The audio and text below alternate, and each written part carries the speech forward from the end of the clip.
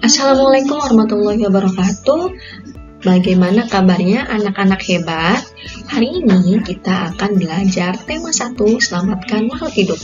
Subtema 1, tumbuhan sahabatku, pembelajaran 5 dengan kompetensi dasar seni budaya dan prakarya 3.4 memahami patung.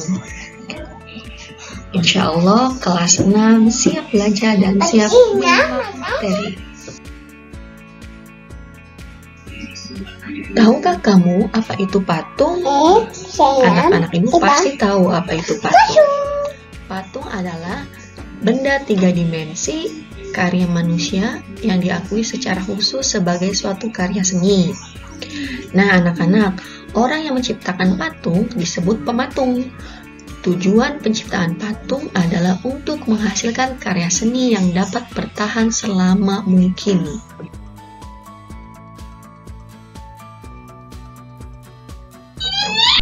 Tahukah kamu fungsi patung? Kita simak penjelasannya. Yang pertama adalah patung religi. Patung religi merupakan patung yang mempunyai unsur dan makna religius, biasanya dipakai untuk sarana beribadah. Yang kedua, patung monumen. Patung monumen dibuat untuk memperingati peristiwa bersejarah. Tidak hanya itu, tapi juga untuk mengenang jasa seseorang atau kelompok yang sudah berjasa. Ketiga, patung arsitektur. Patung ini dibuat untuk menunjang arsitektur atau konstruksi bangunan.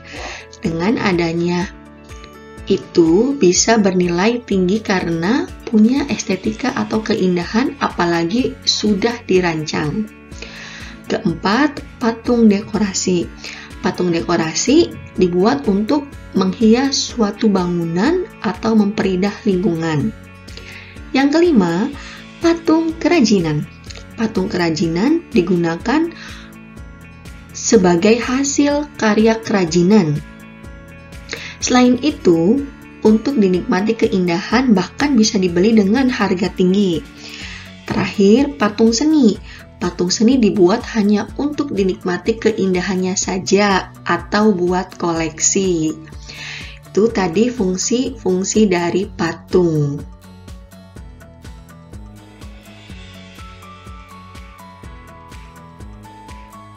Tahukah kamu jenis-jenis patung? Kita simak penjelasannya. Ada 3 jenis patung. Yang pertama, patung dada. Yang dimaksud dengan patung dada adalah penampilan karya seni patung sebatas dada ke atas atau bagian kepala saja. Patung ini sering disebut pula patung baste. Contohnya ada di sebelah kanan yang pertama. Kedua, patung torso. Istilah torso disebut juga badan. Patung torso adalah karya seni patung yang penampilannya hanya menampilkan bagian badan dari dada, pinggang, panggul, atau patung manusia yang tidak mempunyai kepala, tangan, dan kaki. Contohnya ada di gambar yang kedua. Yang terakhir, patung lengkap. Penampilan patung ini lengkap, maksudnya terdiri dari seluruh anggota badan, mulai dari kepala sampai kaki. Contohnya ada di gambar ketiga. Misalkan anak-anak membedakan patung dada, torso, dan patung lengkap, tentunya anak-anak ibu pasti bisa. Tahukah kamu media apa saja untuk membuat patung? Pastinya tahu. Yang pertama, tanah liat, ada semen, logam, kayu, batu, kaca, lilin, kain, karet, plastisin, dan bahan lainnya. Dari semua bahan ini, pasti salah satunya pernah kalian buat.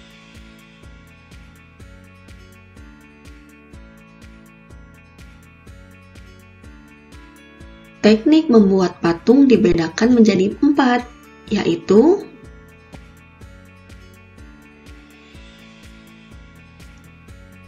teknik membutsir. Teknik ini adalah teknik membuat patung dengan cara memijit atau menambah. Teknik ini biasanya dipakai dengan bahan dasar tanah liat atau plastisin. Membutsir teknik bisa menambah bahan jika ada kekurangan. Contoh ilustrasinya ada di gambar sebelah kiri.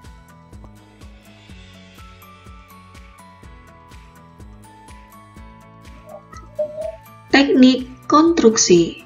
Teknik ini dilakukan dengan cara menyusun bahan dan kemudian diletakkan dengan lem atau dengan bahan pelekat lainnya.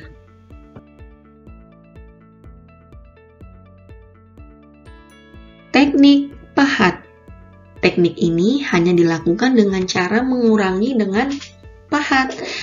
Teknik pahat tidak dapat menambah jika kekurangan. Karena itu harus hati-hati jika menggunakan teknik ini.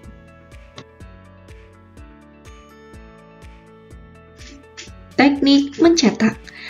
Teknik mencetak dalam pembuatan patung dapat dilakukan dengan bahan yang sifatnya agak cair atau bahannya dibuat cair dengan cara membuat adonan, seperti dengan semen yang dicairkan, kemudian dituangkan dalam cetakan. Ada beberapa cara dalam teknik mencetak, yaitu teknik cetak tekan dan teknik cetak tuang. Contohnya bisa dilihat ya anak-anak.